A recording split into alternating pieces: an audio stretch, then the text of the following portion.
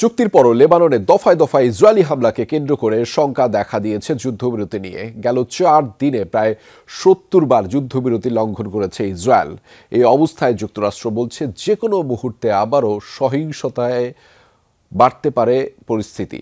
তবে লেবাননের স্থিতিশীলতা ফেরাতে আশাবাদী ওয়াশিংটন।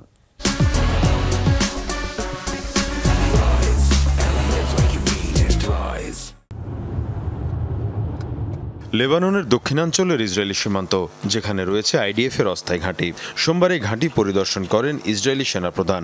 সামরিক বাহিনীর সদস্যদের দেন বিভিন্ন দিক নির্দেশনা।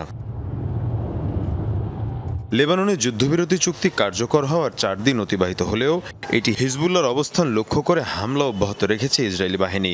এই কদিনে ইসরায়েলের বিরুদ্ধে প্রায় 70 বার যুদ্ধবিরতি চুক্তি লঙ্ঘনের অভিযোগ উঠেছে।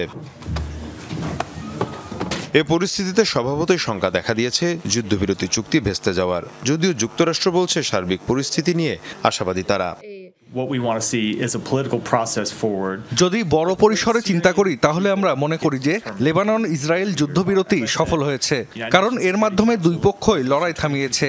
এই যুদ্ধবিরতি যেন ভেস্তে না যায় সে বিষয়ে আমরা তেল আবিব ও হিজবুল্লাহ দুই পক্ষের সাথেই যোগাযোগ রাখছি, কারণ যুদ্ধবিরতি ইস্যুটি খুবই ভঙ্গুর। এদিকে যুদ্ধবিরতি কার্যকর রাখতে বিবদমান পক্ষগুলোর প্রতি স্থিতিশীল আচরণের আহ্বান জানিয়েছে জাতিসংঘ।